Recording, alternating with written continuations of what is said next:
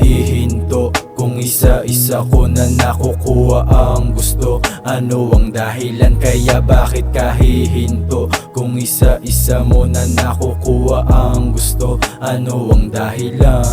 Yo, kung isa ka sa nangangarap, bakit hindi mo ba na itodo? Kailangan matutong maghintay dahil di ganun kadali ang proseso. Sa una hindi madali nagawang umiti kahit napapaano. Bubunga rin ang lahat, meron o wala, di ka dapat takot na matalo. Natural ang magkamali sa una, pero hindi pa huli. Wag mo nang isipin na huminto, kaya sana naman ang hiling ko sa'yo.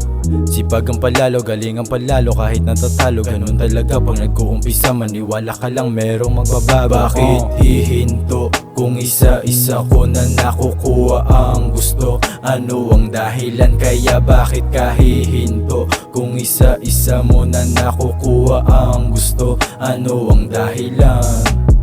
Wag mong papansinin na naman ang sabihin sa'yo ng iba. Kailangan mo yan alisin tapos gumawa ka ng kakaiba. Meron sila, ikaw ay wala, wag dumepende sa kanila. Sipagan mo lang yan pare, darating yung araw hihigitan mo sila. At natural ang magkamali sa una, pero hindi pa huli. Wag mo nang isipin na huminto, kaya sana naman ang hiling ko sa'yo.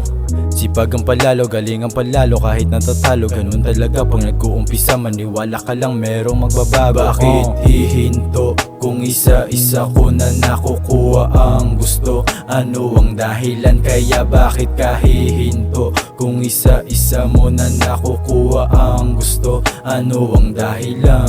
Bakit hihinto kung isa-isa ko na nakukuha ang gusto? Ano ang dahilan kaya bakit ka hihinto? Kung isa-isa mo na nakukuha ang gusto, ano ang dahilan?